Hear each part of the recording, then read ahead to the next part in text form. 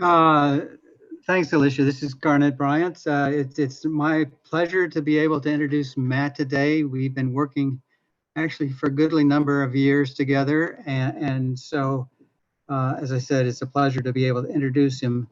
If you looked at his blurb, his bio blurb that came with the talk announcement, you saw that he got his PhD in 2004 from UCSB and then was at NRL for 3 years working in the group with Dan Gammon, probably the premier group in the world looking at the optical spectroscopy of these quantum dots. It certainly has made a tremendous number of advances, and Matt was leading the effort there to try to understand how quantum dot molecules could be used as quantum devices, and that's what he's going to talk about today. But since then, he took position in the Department of Material Science and Engineering at Delaware. He's also associated with the physics department and ECE at the University of Delaware. He's greatly expanded the range of things that he's interested in. He looks at magnon and spin transfer, torque dynamics, quantum dots for upconversion, time domain terahertz spectroscopy. Most importantly, he's now the co-lead on a NSF MERSEC program that just started at the University of Delaware called CHARM, which is the Center for Hybrid Active and Responsive Materials. And he's the co-director of the IRG effort in hybrid quantum materials with emergent terahertz functionalities. But today he's going to tell us about quantum dot molecules, and I'll let Matt go ahead and get started. Thank you very much, Garnet. So it's a pleasure to have the opportunity to talk to everybody, tell you a little bit about what I'm doing. This is, a little bit strange, as we all know, so I am not going to be able to see your faces very well to see whether you're getting it, whether I should spend a little longer on any particular thing. So please don't hesitate to interrupt with questions, ask for clarification, etc. The title I chose for today is Quantum Dot Molecules, Interesting Physics and Opportunities for Scalable Quantum Devices. And what I'm going to do is give you a very long arc of science and engineering kind of work on these quantum dot molecules. So rather than focus on just a particular niche problem that we've been looking at in the last year or two, what I want to do is give you the bigger picture of how did we do basic science, what motivated us, what did we learn, what did we understand, and then as we slowly unravel some of the interesting physical properties of these systems, how have we started to then try to take advantage of them for quantum information processing or quantum device processing applications. So I'm going to go over what's been known about these systems for many, many, many years. What I should say what we have been learning about them over many years. And of course, I'm going to subset out a few specific things rather than attempting to tell you everything that we've learned over the last 15 or 20 odd years. So first thing I should say is, where am I from anyway? Material science at the University of Delaware. Here's the little pin that shows where the University of Delaware is located, right at the intersection of Maryland, Pennsylvania, and Delaware.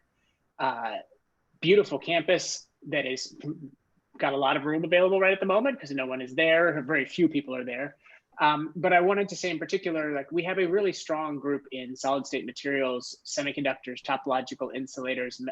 I wrote MET materials, but that's supposed to be meta materials, spintronics, etc. Stephanie Law is one of my colleagues working on topological insulators. I'm very happy to say that Chitralima Chakraborty and Mark Koo have both joined our faculty starting this coming January. So that's 2 new people working on solid state materials.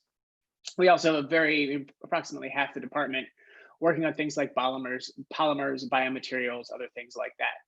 So I bring this up just to say, as you have undergraduates working in your labs, that you meet and so on, we are always looking for good graduate students and would love to have recommendations of people who are interested in working in various solid state materials, foundation of quantum devices, other things like that. So where do I think about my research, particularly from a materials point of view? I'm thinking about how do we make new materials that have some new functionality that allows us to do something that we couldn't before. My background, as Garnett told you, is in physics, doing semiconductor physics at UC Santa Barbara, in particular doing some terahertz quantum control that was motivated by quantum information processing. But after moving to Naval Research Lab and then to University of Delaware, I've focused more and more on what the material foundations might be for scalable quantum technologies, and a number of other things, as Garnett said. So if I want to think broadly about how I might take a material and create something that would have new functionality, the cycle looks something like, I have some design. What am I going to make? And in that context, the major things that are motivating me are spintronic and quantum devices, imaging and sensing technologies, and solar energy harvesting. So very different kinds of things, say solar energy to quantum devices. In some sense, they're very different. But no matter what it is, you have some design, something you want to accomplish. Then you need to make some kind of material. A lot of the things, well, in fact, everything I'm going to talk about today is molecular beam epitaxy grown 3-5 materials. We have lots of work on epitaxially grown topological insulators. We have some work on sputtering to create magnetic materials and heterostructures, and we have a colloidal synthesis effort in my group as well. Once you've grown your material, you need to characterize it and figure out what's going on. And in my group, that's largely done by spectroscopy, optical spectroscopy. So we have magneto-optical spectroscopy, lots of work on spectroscopy of single quantum dots, single nanostructure, ultra-fast, time-resolved spectroscopy, etc. And then you want to try to understand that data with some sort of theory, numerical modeling, simulations, etc. And so this little purple circle is supposed to give you a little bit of a flavor of where I see myself. A lot of work on design, some work on growth within my group, although a lot of collaborations with experts, particularly in MBE and sputtering. Lots of characterization, and certainly we do some numerical modeling and understanding, but then we also work with theorists and so on to do other things that we are beyond what we do at our own group. And as Garnett said, we've been working together for quite a long time, and I'll tell you a little bit about some of those results later in the talk. Okay, so that's a sort of generic overview of the kinds of things that I think about. What am I going to talk about specifically today? I'm going to start by talking about what I mean by artificial atoms. I'm sure many of you have heard that before in terms of quantum dots. But let's first of all make sure we're establish what we mean when we say artificial atoms and quantum dots, and then talk about how we can understand pairs of quantum dots as artificial molecules, and how well does that analogy hold up. Then I'll talk more about the opportunities for molecular engineering, which is a phrase that has a lot of meaning in the chemistry community, but not so much in the solid state community. But let's think about what we can do from a molecular engineering point of view within the solid state materials. Then I'll talk about some of the unique and exploitable spin properties of these quantum dot molecules. And finally, I'll start talking about how they provide some directions for a scalable platform for single spin optoelectronic quantum devices. So let's start. I suspect everybody who's on this particular call has already heard the idea that quantum dots can be thought of as artificial atoms. So we have a simple particle in a box situation here. 3D quantum confinement leads to discrete energy levels. We can change the size of the box with growth techniques, and that leads to tunable energy levels, tunable emission for absorption emission, other things like that. Those discrete energy levels can hold single carriers like electrons and holes depicted by these solid and open circles here. And those charges have well-defined spin projections. So I can think of a state that is only able to hold 2 electrons, provided that one is spin up and one is spin down, and a similar state that it can hold only 2 holes, one spin up, one spin down. So I have a box that can trap a single charge with a well-defined spin projection. And of course, that means we can think about them for quantum information processing, like using those spin orientation as the basis states for my qubit, using them for single photon emitters. So we have like blockades, so we can get single photon emission. We could think about cluster state generation, anything like that. So there's a lot of different ways that this system could be used for quantum devices. In fact, one of the first quantum information proposals that was published was based on the idea of using spins of electrons confined inside quantum dots with the interactions between them mediated by the mode of a photonic cavity, in this case, a microdisc resonator, microring resonator. That was back in 1999. And there's been many, many variations on that. But as most of you probably know, there are also many, many challenges.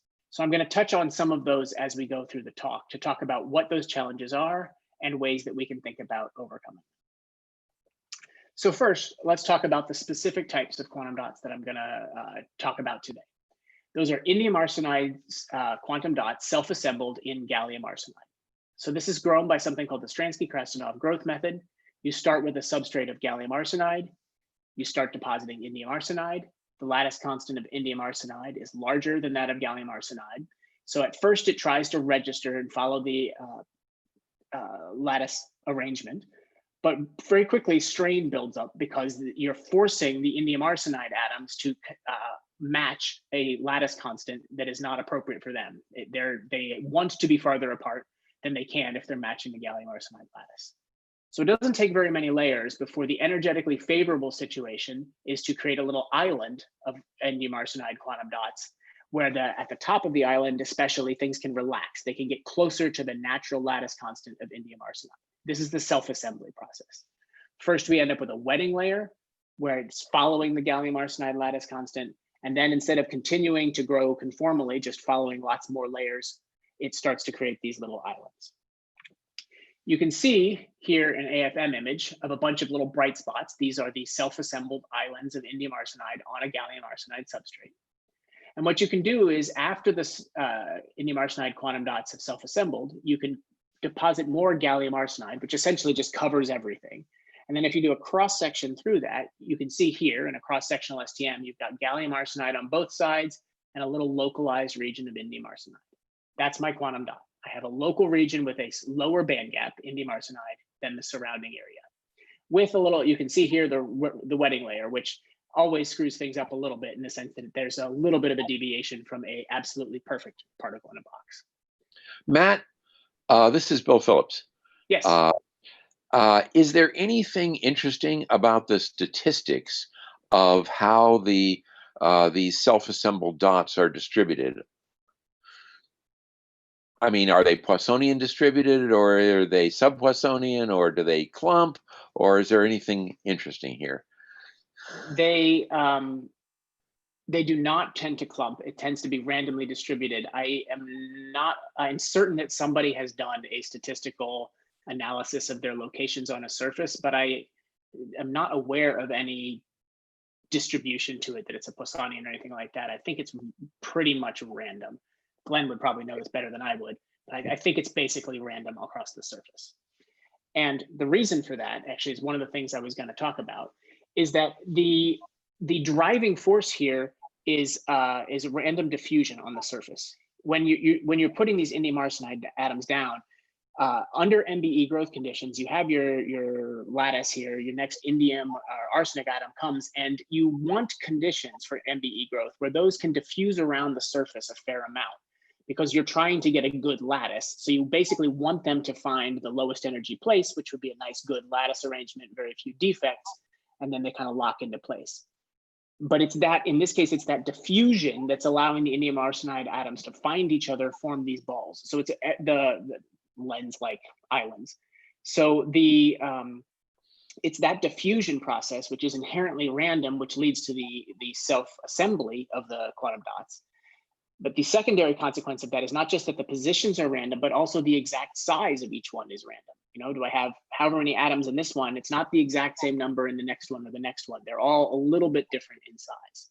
So we can characterize an average height and average diameter, and they're, you know, within some bounds, but it's not exactly the same. And that inhomogeneous composition has very significant consequences. I hope that answers your question, Bill. Yes, thanks. Yep.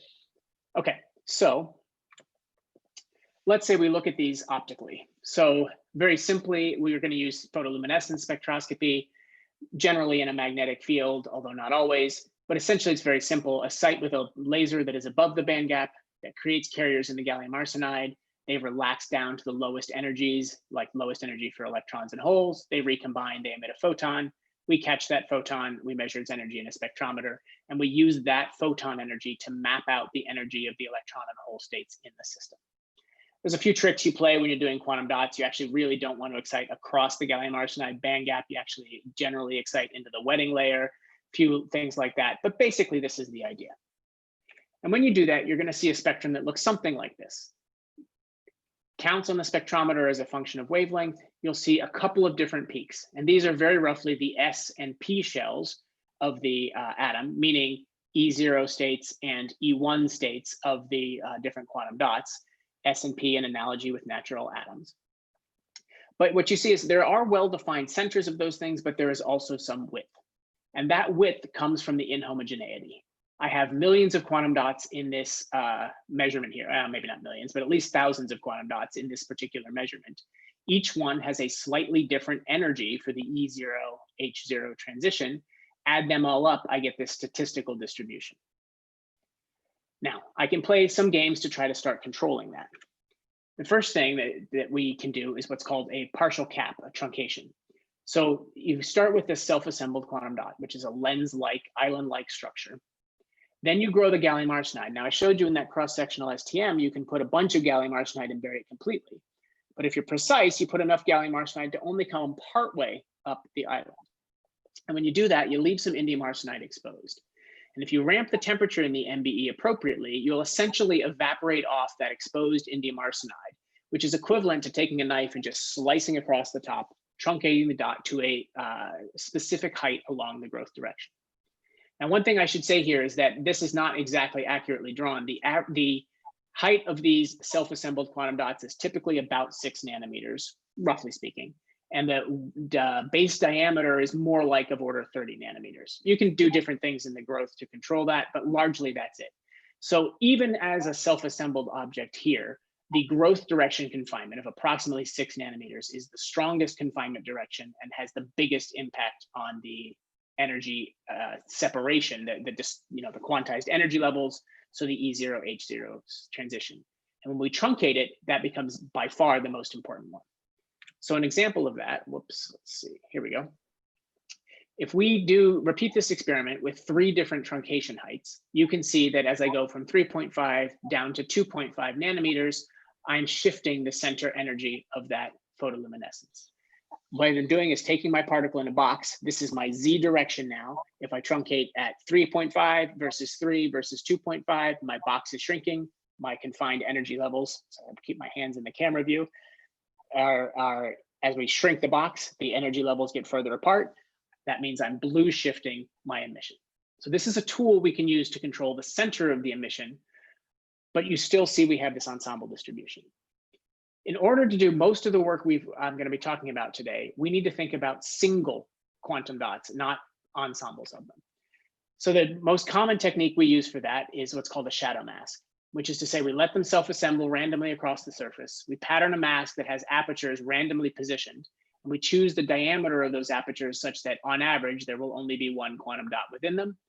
We look at an aperture. If we see a quantum dot, we do spectroscopy on it. If we don't see anything, we move on and look at another one.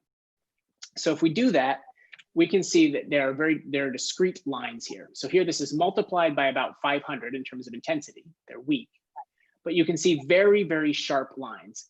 And these sharp lines correspond to things like neutral excitons, charged trions, et cetera, for a single quantum dot. The important thing I want to say here is now we can see single transitions, the E0, H0, which are discrete and sharp, exactly like natural atoms. And you can do things like look at S and P and et cetera for individual atoms, artificial atoms. Okay. So let's think for a second about trying to create some sort of quantum device based on these quantum devices. You might want to, say, space a bunch of quantum dots out along a photonic crystal cavity and use the strong coupling to the cavity mode to mediate interactions between them. But we immediately have a problem here. Every quantum dot has a slightly different energy because of that inhomogeneity. That means that the cavity won't couple strongly to more than one quantum dot. If you want strong coupling regime, you need a really good resonance between the cavity mode and the transition energy of the quantum dot. If each quantum dot's a little bit different, even if I can get the cavity mode exactly what I want it to be relative to the quantum dot, I can't do that relative to all of them. It also means that I need slightly different laser energies to control each different bit. And moreover, the quantum dots that tend to have good optical quality nucleate at random locations. I'll say more about this later, but basically what I mean is historically, if you have tried to control where the quantum dots form, you have ended up with quantum dots that have poor optical quality. that makes it even harder to do strong and deterministic coupling to cavities. So what I mean is, if I want this quantum dot to line up to couple to a cavity, I need to sit it on an electric field maximum. If I can't precisely control the location of the quantum dot when I create my cavity, that's an awfully difficult thing to do. Matt, Yes. Bill Phillips again. When you say quantum dots with good optical quality, what does that mean? Essentially the strength of the dipole matrix element, but well, no, that's not a good way to say it, actually. The better way to say it is when you try to template the location of the quantum dot, the usual outcome is that the byproducts of the fabrication, like residue from the resist processing or step edges and crystalline defects, lead to non-radiative recombination centers, and therefore you get much faster non-radiative recombination in the site templated rather than the randomly self-assembled quantum dots. Okay, so then that would make the spectral line broader, and presumably less of your transition strength is in the optical. Okay, I got it. Anyway, thanks. Yeah. More non-radiative recombination, more problem from essentially telegraph noise due to some sort of defects that are in close proximity. Okay, so now let's start talking about the transition from artificial atoms to artificial molecules. I've told you so far only about single quantum dots. There are two different ways in which I can take these single artificial atoms and turn them into artificial molecules. The first one is to do what we would call lateral quantum dot molecules. So these first two steps here look exactly like what we did before.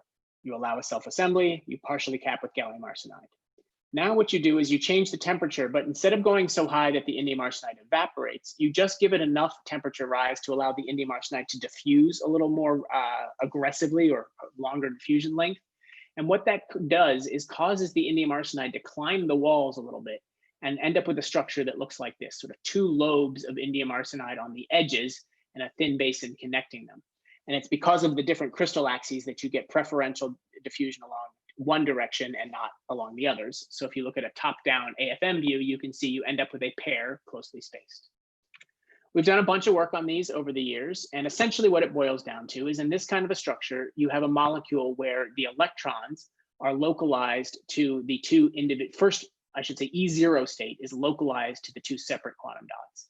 But the first excited state for electrons is actually delocalized across the entire complex. For the holes, it's probably the first two states that are confined before you get to a delocalized picture. And so this is just like a molecule in which I have two nuclei. I have some valence electrons confined to the shell around each electron, and I have some molecular orbital state which binds them together.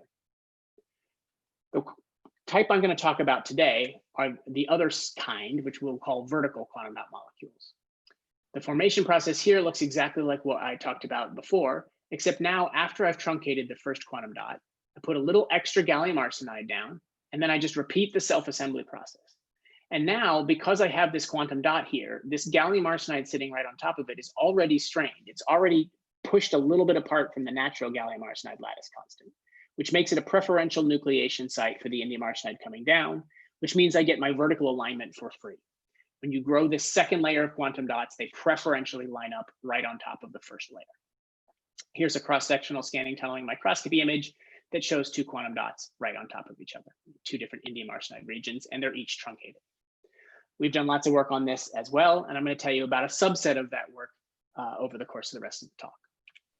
So, Matt, given the fact that you've got one of these dots down, what's the probability that you'll get another one on top of it when you do this process? Very close to 100%. We haven't done the statistics, but so we do observe a few single quantum dots, but they're quite rare. If we see any sort of quantum dot behavior in an aperture, we generally see the pair. Okay, great. So this leads to a couple of questions. Can we really think of these as molecules? What are the properties of these molecules? And can we engineer those properties to create some sort of scalable platform for quantum devices? So let's start in on asking those questions about, are these really molecules and what kind of properties do they have? Okay. So one of the tools I mentioned before was this truncation to shift the energy levels. And when I do this strain-driven stacking, I do not have to truncate them each in the same way. In fact, I can intentionally truncate them so that two different quantum dots have two different sizes of the box and therefore two different energy levels. And that turns out to be a really important tool. When we first started doing this work, we tried to make the dots identical. And the idea that if we could get two identical dots, we would have the strong coupling. We could think of that as the first interaction between two separate qubits, which were identical. It failed, always. And you can see a little bit of the reason why here. Because of that strain that's sitting in the barrier, that second quantum dot is almost always a little bit more spread out. Its base diameter is larger. So it's basically impossible to get them identical, even if you want to, because the strain conditions aren't the same for the growth. When we first did spectroscopy of nominally identical dots, we got a mess. We got some things that looked, let's call it type A spectrum, and another type B, and we could not understand what was going on with these two totally different behaviors.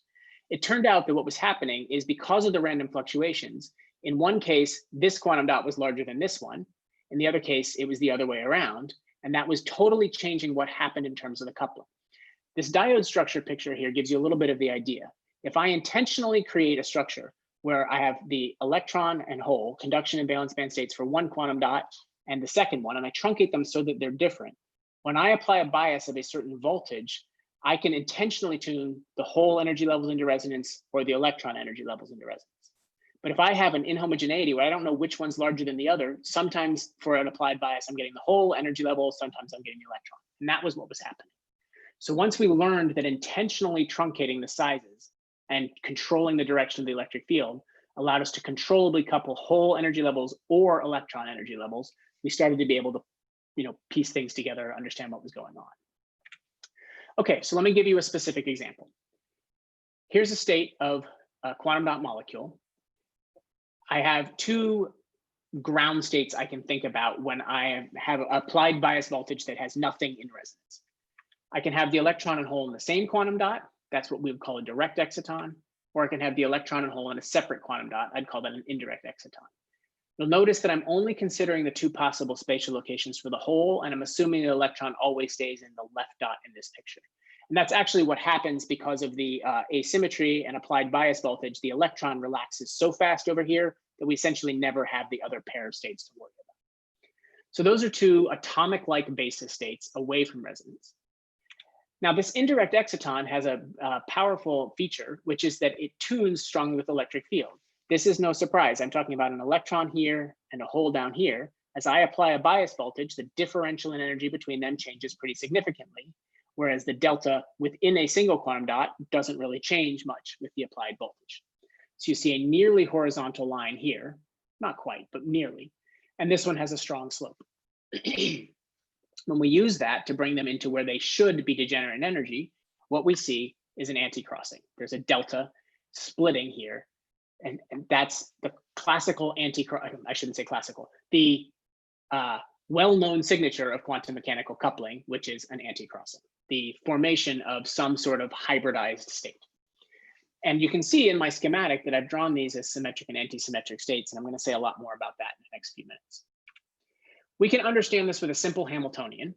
I can take the energy of the states on the diagonal. One of them for the indirect state, meaning electron and hole in separate quantum dots, tunes with the applied electric field.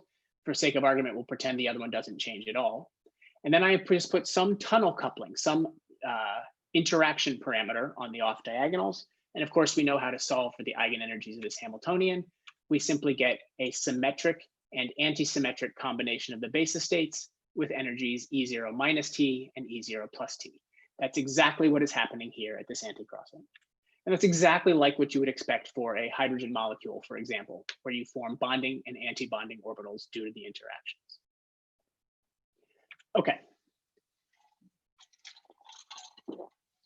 The spectrum I'm showing you right now is for the neutral exciton, meaning I have one electron and one hole. In that case, the ground state has no charges present, and so its energy is a very simple function. Nothing happens with applied electric field. There's a whole lot of interesting things that can happen if I now charge this with, say, 2 electrons and 1 hole, or 2 holes and 1 electron. In that case, now my initial state is a trion, 3 carriers. My final state has a charge carrier like a single electron or a single hole, and that means it has energies that depend on the applied electric field. So we get all kinds of rich, interesting, complicated spectrum, and we can understand an awful lot about spin interactions from those charged molecules. For example, if I have a case where I have two carriers that are present, let me back up. For the case I'm showing right here, the hole's either in this dot or the other. When they're on resonance, it can tunnel back and forth. But if I think of a case where there are two holes present, if they are in a spin triplet arrangement, they can't tunnel back and forth.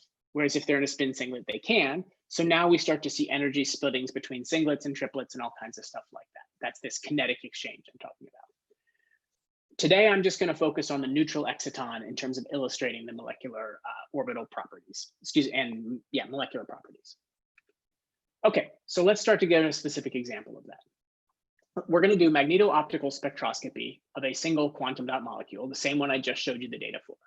So in the upper right here, what you see is the exact same data I showed you before. All I have done is color code the low energy photoluminescence line in black and the high energy one in red. Now, if I apply a magnetic field, I'm going to see a spin splitting. I know I have two different spin projections for the electrons or the holes. I put on a magnetic field, they split.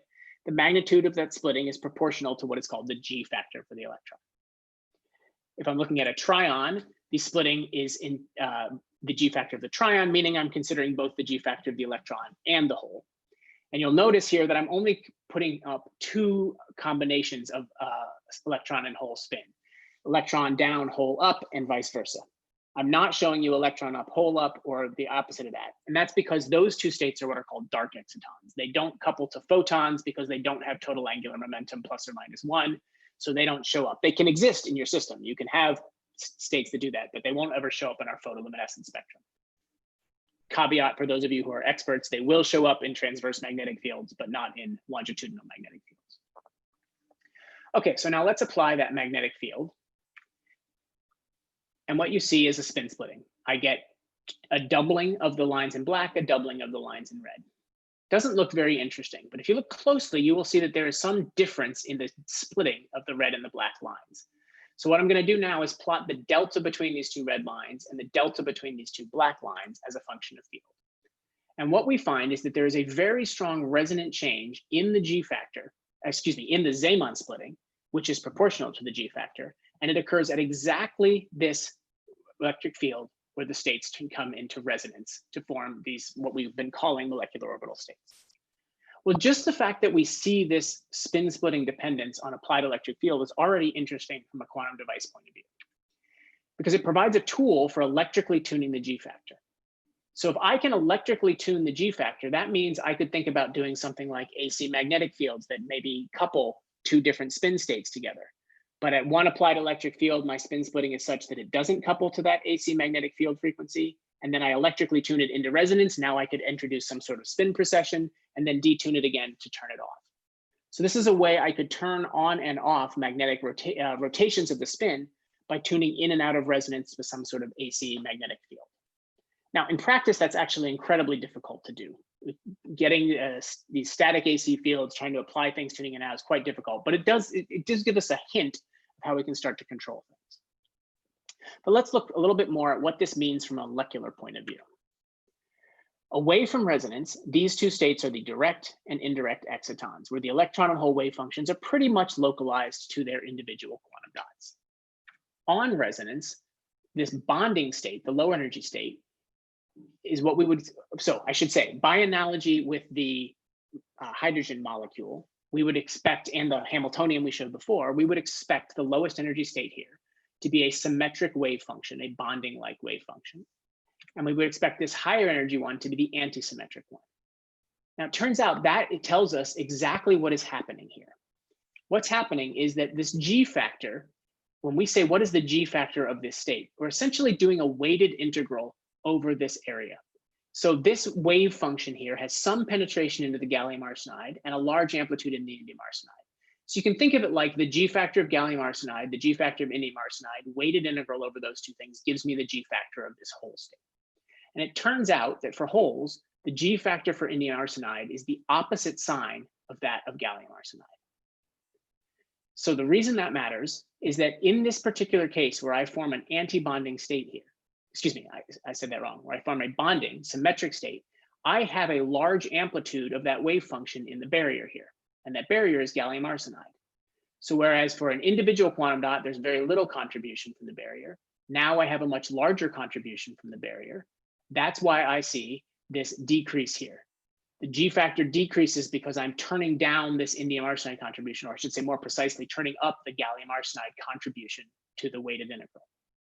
In contrast, this anti-symmetric state here, by definition, must have a node in the wave function. And it turns out that that node in the wave function here suppresses the contribution from the gallium arsenide relative to the individual single quantum dot state or the symmetric state. Because it suppresses that gallium arsenide contribution, we see this resonant increase in the splitting. Okay, so what I'm saying here is that this idea that we form symmetric and anti-symmetric orbitals provides, we understand how that happens from the point of view of G factors and what the weighted integral over the wave functions look like. And so what that means is that these resonant increases and decreases actually tell us what the symmetry of the wave function is. If we're looking at holes and we see this decrease, we know we're forming a symmetric orbital. If we see this increase, we're forming an anti-symmetric orbital.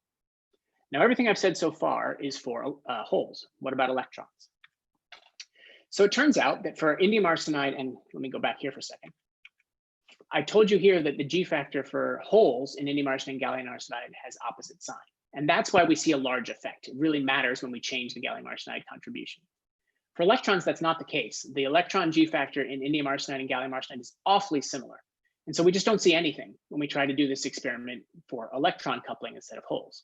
But we know how to deal with that, which is to say, if we add aluminum gallium arsenide in the barrier here, we know that that has the opposite sign, a positive electron G factor, whereas the gallium arsenide and indium arsenide have a negative electron G factor. And so our hypothesis was that if we put aluminum gallium arsenide in the middle here, we ought to be able to see the same effect for electrons that we saw for holes, i.e. the formation of the molecular states changes the contribution from the aluminum gallium arsenide region, and therefore changes the Zeeman splitting. Here you can see the symmetric and anti-symmetric states. And that's exactly what we saw. This blue data here is the anti-crossing of the neutral exciton. You can see the symmetric and anti-symmetric states that are depicted here. And we can confirm that those states have that symmetry by looking at what happens to the Zeeman splitting as we go through the resonance. And we see that the excited state has the anti-symmetric, the ground state has the symmetric. So let me also comment that this pattern over here, where it looks like an X, this is what happens when you have a trion state, or actually in this case, it's a doubly charged trion. So two excess electrons in the system. But we can still see anti-crossings and still see resonances and things like that in that system. Same thing about formation of molecular orbital states. Now, for the graduate students in the audience, let me tell you that this is I think probably the only experiment I have ever done where it worked the way I thought it was going to the first time. It doesn't mean it was easy to get the data, to get the molecules formed, to do the spectroscopy, but that we designed a molecule that we thought would have this property, and we actually saw exactly those molecular resonances in the tunable G factors the first time we tried that sample. I think that's the only time that has ever happened. Okay, so now we've showed a little bit about how we can use molecular engineering principles to create something for electrons, a tunable electron G factor. Let's go back and look at this molecular orbital symmetry a little bit more. So here's the same data I was showing you before. This is the same splitting in black and red for symmetric and anti-symmetric, same identifications, everything's the same. Now I'm going to repeat that experiment for a new quantum dot molecule in which I change the spacing. Before, the first data was 2 nanometers. Now I'm going to go to 3, 4, 6 nanometer spacing. What we found is that this splitting flips. The resonant decrease here is in the ground state, whereas the resonant increase for the excited state. So what I'm saying is that these symmetries have shifted. Here, the low energy state had a symmetric orbital, and the high energy state had the anti-symmetric orbital. The red still indicates the high energy state, but now you see that it goes through a decrease, meaning it's formed an anti-symmetric orbital, and the low energy state in black has this symmetric orbital. So we see that for 3 and 4 nanometer states. By the time we get to 6 nanometers, the effect is awfully small. So this is really strange. This is something that does not happen in natural molecules. We're changing the separation between two atoms, and we're creating a situation in which the lowest energy state has an anti-symmetric orbital instead of a symmetric one. And this happens because of spin-orbit interactions. Let me give you a very short picture into that. If I do an effective mass calculation of what I would expect as a function of barrier thickness, it doesn't predict any of these effects. This effect can only be understood if we add spin orbit interactions into our calculations. And essentially what we're saying is that the spin orbit interaction causes a mixing. Everything I've said up until now, I've just said whole. I haven't been precise. But in the valence band of gallium arsenide, there are both heavy holes and light holes, plus or minus 3/2 and plus or minus 1/2. Whenever you're studying individual single quantum dots, using the heavy hole approximation, essentially considering the ground state to be a heavy hole plus or minus 3/2 is incredibly accurate, tells you basically everything you need to know. But when you start to look at coupling between the two quantum dots, those light hole states, which are higher up in energy, meaning deeper in the valence band, have a significant impact on what is happening. And the way we think about it is that the light holes have a lighter effective mass, and so they can tunnel couple much more easily. So even if the proper representation of the hole is dominated by the heavy hole piece and this light hole piece is just a tiny piece of the picture, if that tunnel couples extremely efficiently, whereas the heavy hole pieces don't, then that starts to control the formation of the molecular orbitals. And in particular, the spin orbit interaction mixes the anti-bonding state of the light holes with the bonding state of the heavy holes and vice versa. That's what leads to this symmetry reversal. Okay. One more interesting phenomenon. Here's a set of data that we took a long time ago. I think I took it in probably 2005, something like that, maybe 2006, and did not understand it at all. You can see from the paper here, it took years before we figured out what the heck was going on. So this was one of those, we took the data, we threw it on the, on the shelf, so to speak, and said, I have no idea what's going on. But later on, we got a picture of how to come back to it and understand it. So what I want you to notice here is that these green arrows show you many anti-crossings. Before, I had simple anti-crossings. Now I've just got a whole bunch of extra ones. And everything we'd understood up into that point, we understand the Zeeman splitting resonance, the G factor change, all that kind of stuff. If we take all of that physics and we try to model this data, we can't reproduce it. We don't understand what's happening. But if we turn on one new physical interaction in the Hamiltonians, we can reproduce everything. And that new physical interaction is what we call a hole spin mixing. It's effectively a coherent tunnel coupling between a state of a heavy hole down in one quantum dot and a heavy hole up in the other quantum dot. So there's a coherent coupling between those two states, then we get new anti-crossings, and that's exactly what we add in the Hamiltonian to get this calculation, and it very well reproduces the data. But this is weird. This is effectively saying that there is a spin flip tunneling, that the heavy hole up here and the heavy hole down here can tunnel back. A single hole can tunnel back and forth between those two configurations. There's a coherent interaction between. So this was very strange. I'm going to skip telling you about the details of the origin of that in terms of spin orbit coupling and valence band. The reason what I'm going to go next to is that discovery that physical interaction existed gave us a new tool for quantum information processing. In particular, when you try to do single quantum dots as a spin qubit, you have a spin up manifold and a spin down manifold. You may apply a longitudinal magnetic field, they split in energy. We know how to talk to this one with a light of a certain polarization. We know how to talk to the other one with light of the other polarization, but we didn't know how to go back and forth between. Now, there's been lots of demonstrations of single qubit operations in single quantum dots, and they were always accomplished by putting a transverse magnetic field on, which mixes those spin up and down manifolds and allows all your single qubit operations to take place. That works, but the problem is that when you're done with your single qubit operation, you still have a transverse magnetic field, which means your spins are still processing. So readout became a huge problem. It's hard for me to read something out if, as I'm reading it out, it's constantly processing between the spin up and spin down configurations. The presence of this hole spin mixing gave us a tool to overcome this problem. Specifically, it gave us a way to couple the spin up and spin down manifolds without turning on that transverse magnetic field. And therefore, we could do everything we needed to do in terms of initialization, coherent control, readout, without chasing this precession in a transverse magnetic field. So we have a specific scheme that we developed that shows how we can do all those different things, and that was published quite a while ago. The key things I want to say is that this hole spin mixing was a scientific discovery, so to speak, in that we saw some weird things in the spectra of these quantum dot molecules, and we understood them. But once we understood that, we were able to start thinking about what new tool that gives us for quantum information processing. So I think I'm running a little behind pace here. I'm going to try and accelerate a little bit here. What I want to now do is tell you a little bit about understanding from an atomistic point of view where this whole spin mixing comes from. So this is work that I did with Garnett Bryant and my student Shangyu Ma, where we basically figured out a way to take the atomistic tight binding calculations that Garnett did and do essentially a extrapolation of them so that we could look at what happens under a variety of electric field calculations without having to do every one of those calculations from scratch from a tight binding point of view. So these lines here are the different states. You can see the 2 upward curving and 2 downward curving ones. This is exactly what I said before. In a magnetic field, you have the spin splitting, Zeeman resonance, everything. What I want you to do is, as I play this video, you'll see this little dot is moving along, and that's saying what electric field condition we're simulating.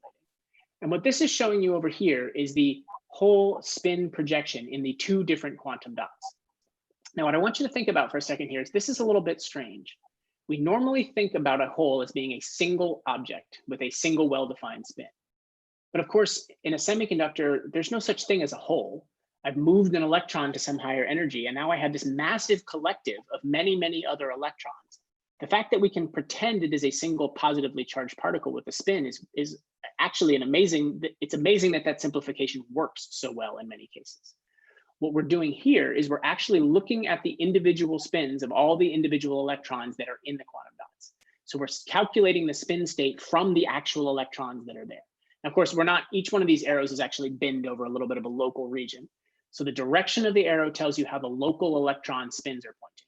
The magnitude of the arrow tells you what the contribution of that local region is from an envelope function point of view. So let's watch this play. What you can see is as we go through an anti-crossing region, you're going to see that the magnitude of the arrows switches from being mostly in the bottom, the blue ones were the biggest ones, to mostly in the top. The orange ones are the biggest ones. So since as I go through this curvature, what I am seeing is that the whole moves from being localized primarily in one quantum dot to primarily in the other quantum dot. That's boring. Okay, these 2 points are the anti-crossings where this whole spin mixing would occur. So what I'm going to do now is I'm going to play the same video, except instead of following a single curvature line, I'm going to follow the lowest energy line through the entire state. So that looks like this. As we go, you're going to see that as I pass this anti-crossing point, I flip the spin projection. And then when I cross it again, I turn it, flips back the other way. The point I want to make here is that at this point, they're just binary shifts because these are actual crossings, not anti-crossings. I haven't turned on that physical interaction in the Hamiltonian. Now we're going to turn that Hamiltonian on and see what happens. Here you can see that the gaps have opened up due to the anti-crossing. And we're going to follow this single quantum state and watch what happens to the whole spin projection. Oh, I should say, from a physical point of view, this anti-crossing opens up as soon as you have symmetry breaking in the molecule. If they're not perfectly on top of each other, they're offset, that turns on the spin-orbit interaction that makes this possible. And we know that's actually quite common in the molecules. Okay, so you see that as we go through, we get up and down contributions. And you're going to see it again as we go through the other anti-crossing. At these anti-crossings, the coherent state includes electron spin down and electron spin up contributions at the same time. We have coherent superposition states that involve electron, we can say whole if we want to talk about the ensemble, but includes contributions from electron spin ups and electron spin downs all at the same time. Well, it turns out that this asymmetry in the quantum molecules does happen frequently in our quantum molecules, but it is difficult to control. So the next thing we tried to look at is applying electric fields to understand it. But I'm going to skip ahead to say, short answer, if we apply a unidirectional electric field, nothing works. But if we apply an electric field gradient, we can think of that as shifting the wave functions in an asymmetric way. It effectively breaks the symmetry and accomplishes the same thing. So in the interest of time, I think I need to skip that. Okay, so now that we understand that we can do electric field control of this whole spin mixing, one of the things we've been working on in my group more recently is trying to create devices where we can actually implement this control. Now, in order to do this, we need 2 different directions of electric field, not just along the growth direction, not even just straight sideways. We actually need a gradient, which means we need a 3-terminal device wrapped around a quantum dot molecule. So we've done a lot of work on using COMSOL to do simulations of varying the electrode width, varying the size of the mesa, et cetera, to come up with a design for a device in which we can apply voltages to the electrodes, and we can controllably create electric fields along arbitrary axes. Particular bias combination will create vertical, horizontal, and gradient electric field combinations. And then, of course, we have to figure out how to make that device. So we've done that by doing e-beam lithography and metal deposition and so on to create the electrodes, open up apertures, etch mesas, and so on. And I should say here, one of the things I'm quite proud of my student for figuring out is that if you look back here, you see that the amount of metal up the sidewall of these mesas turns out to be really important for the device performance. But what we found in the fabrication was that getting the exact size of the resist cap in this kind of lithography to provide just the right amount of sidewall was actually not reproducible. So what my student figured out how to do was to do the lithography, use the SEM to measure the actual size of the mushroom cap we got, then calculate the angle of deposition that was needed in order to get the right sidewall coverage and be able to do this reliably. And so we can do optical spectroscopy to confirm that we have different electric field configurations, et cetera. Okay, so let's come back now to the overall idea about integrating these quantum dots and molecules into on-chip photonics. I said that the single quantum dots are not a scalable platform, but quantum dot molecules could be. So first, here's roughly what I'm thinking. First of all, we have a mechanism to do some site control. I'll tell you more about that in just 1 second. Second, we can think about using the pairs of quantum dots to get wavelength tunability, so we don't have to worry about the inhomogeneity between the different quantum dots not matching up with the resonance of the photonic crystal cavity. So to do site control, we can simply do etch pits, like define by lithography, do some etching and create these little pits. And as I told you before, people have done that, but what they have not done is high density, and they have not done transfer to higher states that might get away from the non-radiative recombination defects. So what we're going to do is try to template the locations at low densities, the kind we would want for our devices, but then use this strange transfer to grow multiple layers so that by the time we get to the ones we really care about, they're far away from that growth substrate and hopefully have recovered the good optical quality of self-assembled quantum dots. We've done the first part of that project so far. We've created arrays of quantum dots, of nucleation pits, and we've been able to achieve approximately 90% site occupancy on a 10 micron pitch. So we can get the quantum dots to form at a low density in these arrays. And of course, now we're working on the strain-driven transfer. The next piece is to integrate it with photonics. So here you might think about just putting some electrodes on top of a photonic crystal cavity to tune quantum dot 1 versus quantum dot 2. Well, it turns out that those metals cause a lot of loss. So that doesn't work very well. I should say then when you do this patterning, you can apply local electric fields to individual pairs of quantum dot molecules. So metals are bad because they cause loss. So we thought, all right, let's do this with doped gallium arsenide, NIP kinds of structure. And but it turns out that even that thickness change causes scattering and loss. So now what we're starting to do is look at designs, new photonic crystal designs that actually are designed with a complete cut through the entire thing, such that we essentially have two separate cavities that are strongly coupled and have high Q, but yet have no physical connection between them, allowing us to apply separate voltages. So you could think about one quantum dot molecule here, one quantum dot molecule here, individually tuned into resonance with this overall cavity. Okay, so this brings me to the end. What did I say? First of all, I talked about quantum dots and how they are artificial atoms. And if we put them in two quantum dots in close proximity, they create artificial molecules that have really bonding and anti-bonding molecular wave functions, et cetera. We looked at some ways to manipulate those wave functions, both in terms of designer properties for electrons, designer symmetries for symmetric, anti-symmetric orbitals, et cetera.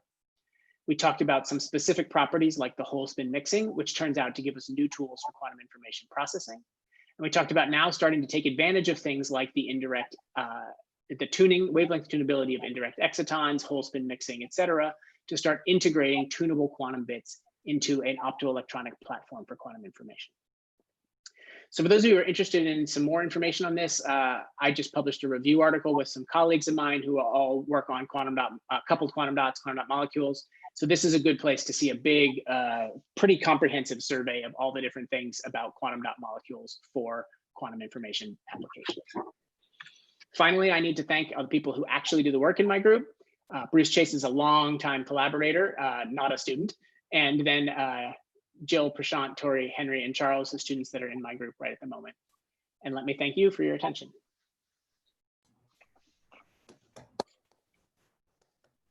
Sad single person applause. I know. Sometimes there's like a whole bunch of clapping emojis, but whatever, we got it. All right, so now I think we're really open for questions. Does anybody? Well, while people are working their nerve up, I had a sort of very general question. So, so you showed basically that you can take your double quantum dot, which has sort of 4 states in it, and you get this sort of single qubit like subspace that has the avoided crossing. And so if you're doing single qubit gates there, do you do it via the avoided crossing, or is this sort of spin coupling actually just a better way to do it, that you turn that on and then you can do traditional driving? Actually, the best way to do this is all optical. So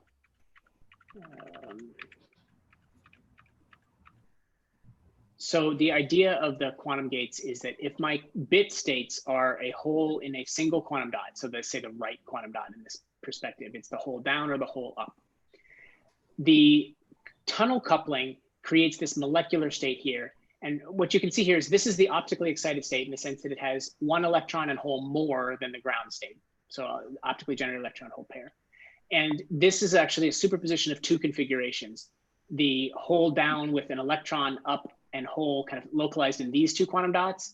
And then here you have the hole up. You can see that you have the hole down and electron up again. So basically what I'm saying is that in this case, the in both cases, I have the electron up and the hole down additional charges that are in there, but there's 2 different ways they can be spatially oriented.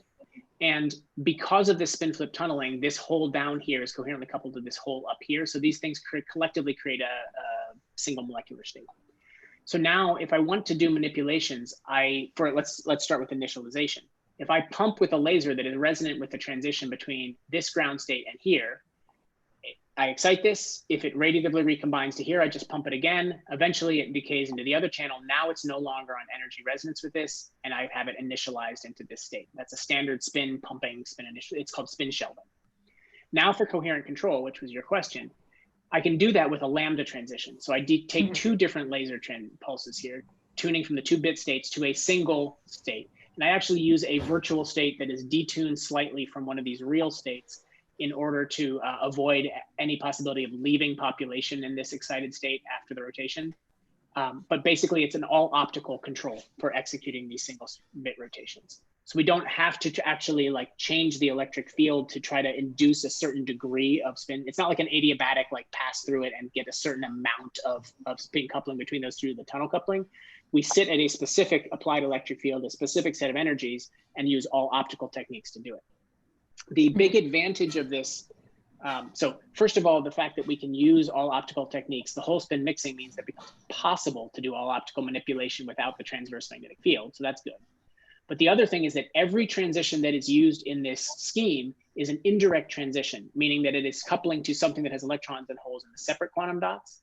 And what that means is that I can choose the applied bias such that I change that wavelength to match my lasers. Now, it's not that simple, of course, in the sense that the more I'm detuned from a particular ideal place, the less well coupled it is to this. But I at least have an extra knob here that I can change instead of being fixed with my energy levels of the quantum dot, I can tune the optical transition that I'm using to match my lasers rather than tuning all of my lasers and photonic crystal cavities to match that particular quantum dot. Mm-hmm.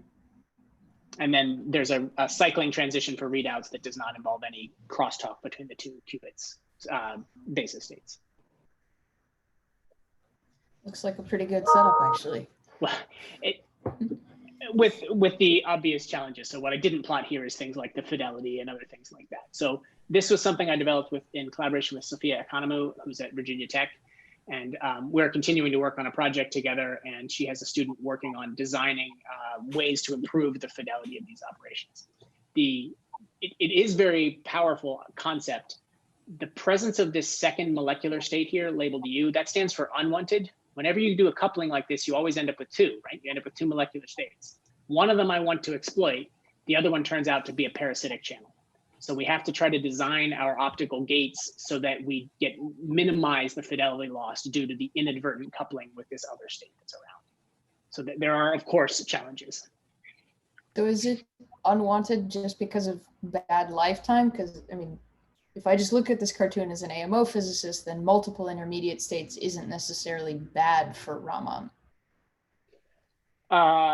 It is unwanted only in the sense that in order to do a lambda transition like this, I want to be talking to a particular state that is detuned by a well-defined epsilon from, virtual state that is detuned by a well-defined epsilon from the real state. But what I actually have here is that this virtual state is detuned by epsilon from T and by epsilon plus delta from U, which means I have sort of two different couplings going on. And so that's why it's unwanted. Sticking on this slide, it's Charles Clark here. I really enjoyed the context and the remark you made of how amazing it is that the whole concept works really well. I mean, we learn it in, introductory condensed matter physics as something describes electron transport and all that. But here in this illustration, we see how you can really exploit it just as if it were like a real level in something like an AMO system. Absolutely. Yeah, absolutely can. So the quantum dots, even individual quantum dots, are very much like AMO systems. The fundamental problem with using quantum dots for quantum information processing, like a solid state atom, is the inhomogeneity. Right? If they were all identical, we'd have built multi-qubit computers based on single indium arsenide quantum dots already. They have great optical transitions, nice line widths, all this stuff. So we really can treat them like AMO species. The problem is when you make an array in an atom trap of whatever cesium atoms are 10 or 20 or 30, they're all the same. If I put 30 quantum dots, indium arsenide quantum dots together, they are all different. That's the fundamental challenge for single quantum dots. And here we have a chance to overcome that with this indirect tuning. So we can overcome the wavelength tunability, but we also get more, right? We get more from the valence band in terms of these spin interactions. So the valence band is, I think Garnet will agree with this. The valence band in semiconductors is complicated. Some weird stuff happens in there. And sometimes it's hard to understand, but sometimes it gives us tools that we can use. Matt, this is Glenn. Yeah. What's the whole lifetime here, and how does that play into this idea of doing quantum information processing with these structures? I can't remember the current record of like T2 star times. It's pretty long, microseconds at least. There's a big advantage to holes relative to electrons from the hyperfine interaction. So one of the negatives about gallium arsenide is nuclear spins. Anytime you have nuclear spins around, you've got a problem because you're going to have some hyperfine interaction and you can lose spin information encoded in, say, your electron. So if your electron is spin up, and you have some nuclear spin down somewhere else. If you get a flip-flop, you've lost your spin information in the electron. So those hyperfine interactions are one of the bigger problems for 3-5 quantum dots. The hyperfine interactions for holes relative to electrons is at least an order of magnitude weaker. And that comes from the symmetry of the p-like orbitals that create valence band states not overlapping with nuclear spins. So it's significantly longer. So I personally think that holes are more promising than electrons, both because of the suppressed hyperfine interaction and because we get these extra spin features from spin-orbit coupling in the valence band that we can work with. I know I didn't completely answer your question. Like I said, I remember of order microseconds, but I'm not sure what the I'm actually not. is. I'm not interested in the actual value. I'm just curious how it plays into the whole scheme of this quantum logic. If it's an issue. I mean, it used to be an issue. Maybe it's not an issue anymore. I think it's better than the electrons. So I don't. How do you say it? It's always an issue in quantum information, right? Like you're always fighting your lifetimes. Everything is on that clock. So of course it's always going to be an issue. Right. But I don't think it's going to be the killer. Right? I don't think that's the thing that's going to cause this to not work. All right. Yeah. Well, that's great. That's really important. No, I mean you have a solid state system, so it's in some ways like an atomic system, and in many ways it's not. And decoherence is one of the ways it's not. Yes. Yes. Absolutely. So Matt, this is Garnet. Mm-hmm. You at the very end, you were alluding to having this site selective growth, and that seemed very intriguing. But I think you said that you had to end up growing multiple layers to achieve a good quantum dot molecule. How many layers do you have to grow? And my intuition as a theorist is probably all wrong, but I would think that every time you grow a layer, you get inhomogeneity that in position and size that adds up as you grow more and more layers. And it seems like you're suggesting that it's the opposite. So what's going on? Okay, yeah, I rushed through this because I didn't pace myself quite as well as I should have. So let me be more precise here. There are two things that we are trying to do in terms of, okay, what we want to accomplish is that a single pair of quantum dots, fairly closely spaced, a single quantum dot molecule is the optical element, and it's inside some membrane photonic crystal kind of thing, right? So eventually, everything below this dark gray line is going to be etched away. And my entire device is going to be this here with photonic crystal cavities etched into it, electrodes controlling individual quantum dot molecules, etc. In order for that to work, I need to know where these quantum dot molecules are going to be so that I can pattern my photonic crystal cavities, waveguides, whatever, around them, my electrodes around them. So that means I need to know where these things are going to be. And then I have to be compatible with all the undercut etching and all the other fabrication stuff. So what we are trying to do from a fabrication point of view is to first template them at approximately 10 micron spacing. So if these are 10 microns apart, that's, whoops. If we can get these things to be about 10 microns apart, that's enough room for us to put electrodes down on individual ones and not have too much crosstalk between them. I'm not going to skip way back to the beginning, but if you remember way back in the beginning when I showed that AFM that showed individual quantum dots self-assembled on a surface, their distance was, 300 nanometers, 500 nanometers, et cetera. We have to work very hard even under normal MBE growth conditions, they're 100, 200, maybe 250, something like that nanometers apart.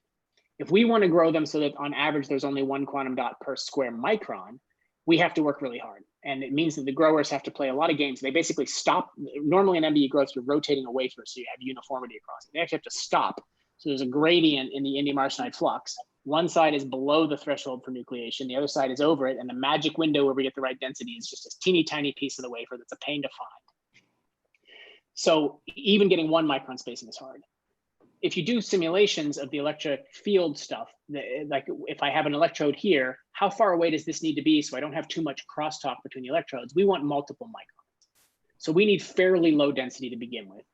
So first we want to template this so we get some quantum dots to form. I don't have to do anything here in terms of truncation or whatever. I just need them to form in the right place.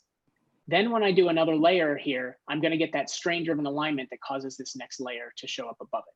I don't have an image in here, but work by Oliver Schmidt and others has shown that you can do multiple layers that transfers long distances.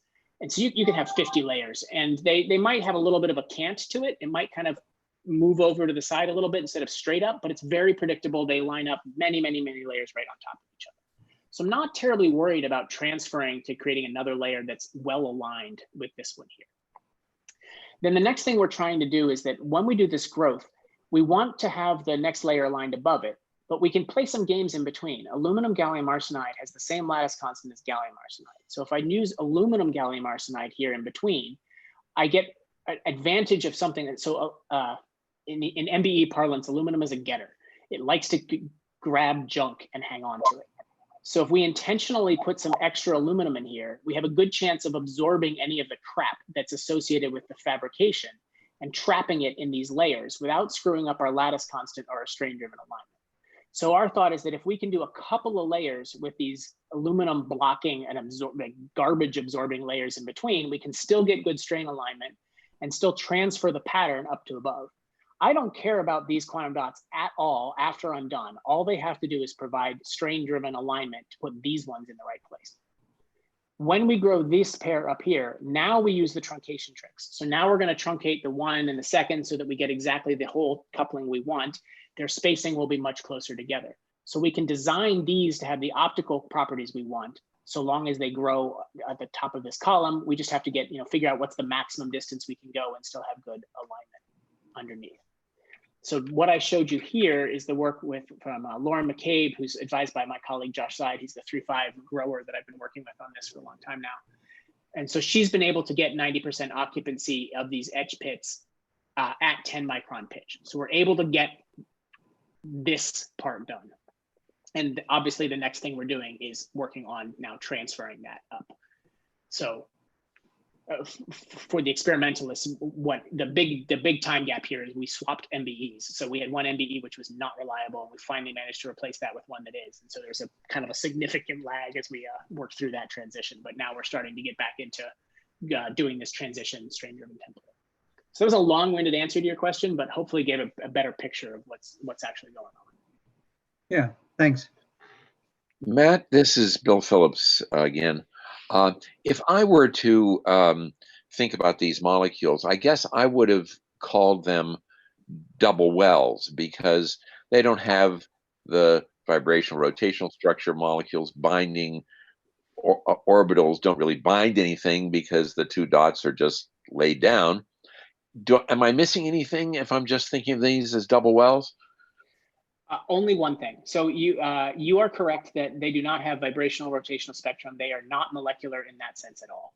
And the typical parlance in molecular speak is to talk about a bonding and anti-bonding. And obviously in a molecule that has precise meaning. If I talk about the bonding state of hydrogen, I'm talking about two protons and the electron state that has amplitude in the middle, and that's what keeps the molecule together. And if I put it into an anti-bonding state, the electrons are distributed in such a way that that molecule no longer holds together. None of that happens here. Right? Those two potential wells are going to be a certain distance apart, and they're not going to move. If I put it in an anti-bonding state, they don't blow apart or anything like that. So no rotational, no vibrational, no meaning to bonding versus anti-bonding. I use that language because it's familiar to everybody. The precise language is symmetric and anti-symmetric. That accurately describes what happens to the wave functions here. So in that sense, everything you said is accurate. The one caveat I want to make is that the difference between a quantum dot and a quantum well is a infinite degree of freedom along the well. So in a quantum well, you'll have discrete states from the quantized energy levels along the growth direction, but you can have any momentum in the plane of a quantum well, which means that you don't actually have, like, while you have discrete E0, E1, E2 in the growth direction, you can have any arbitrary velocity in the XY plane. And so they are not well isolated levels that basically you get relaxation between all the levels because of that momentum in a quantum well. These are truly quantum dots in the sense that they have full XYZ spatial confinement. The energy levels I talked about was from the growth direction, the strong degree of confinement. And that's the dominant one, but there is confinement along the X and Y. They are discrete states. So that is really important in terms of relaxation and the ability to use them for quantum information. Right. Okay. Now I see the point. For an atomic physicist, a well is just, it doesn't imply a particular dimensionality, but now I see the point that for condensed matter, it does yes, exactly. imply dimensionality. Right. So to a semiconductor or condensed matter person, when you say quantum well, you think gallium arsenide, a full layer of indium arsenide, more gallium arsenide, and they're used all the time in optoelectronic devices, emitters, whatever. But there's and the band diagram, if you look along the Z direction, would look exactly like what I showed you today. But there's a crucial difference in terms of the kinetic energy degree of freedom along the in-plane axis.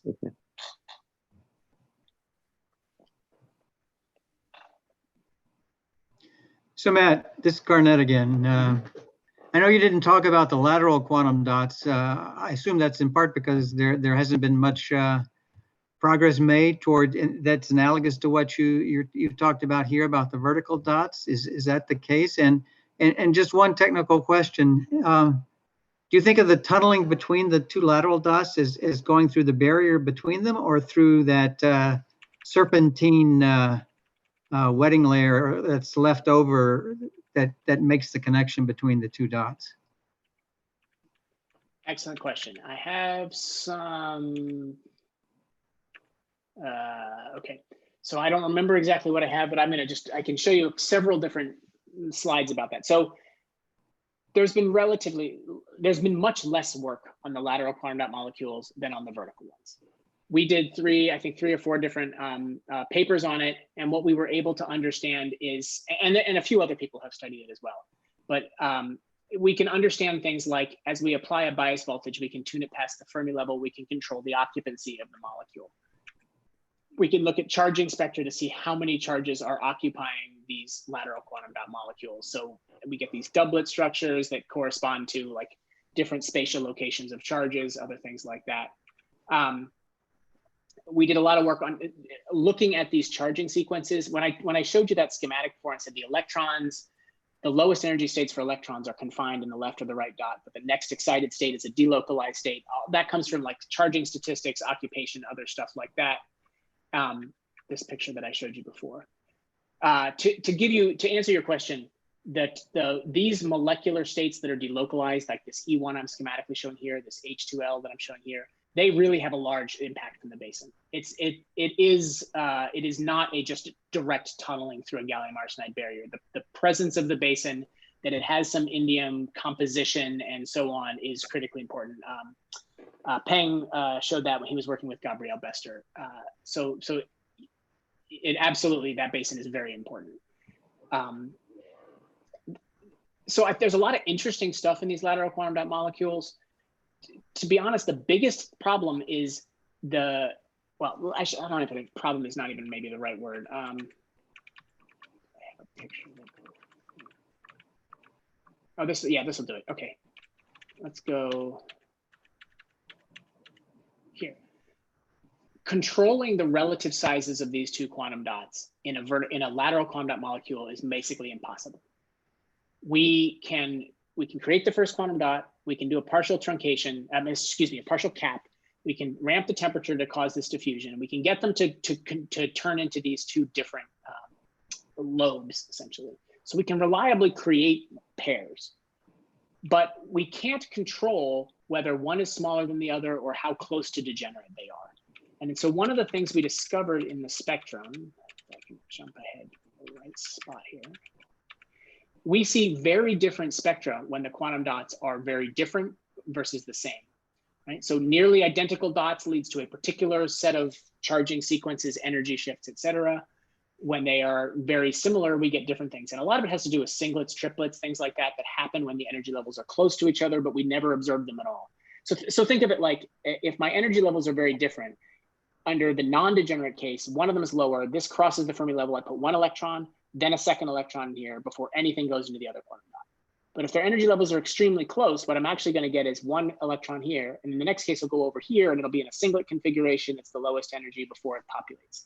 So the occupancy and the spin interactions and all those things depend a lot on that energy separation. And in the lateral quantum molecules, we've got no control over that. So the reason that the vertical quantum dot molecules have been the ones that I've been pursuing since this work we did on it, and that I think others are still pursuing more heavily, is we have that truncation. We can control that quantum dot 1 is larger or smaller than quantum dot 2, which means I can controllably turn on electron or hole coupling. I just have more determinism. I guess that's the right word, in terms of creating the interactions that I want. Okay, thanks.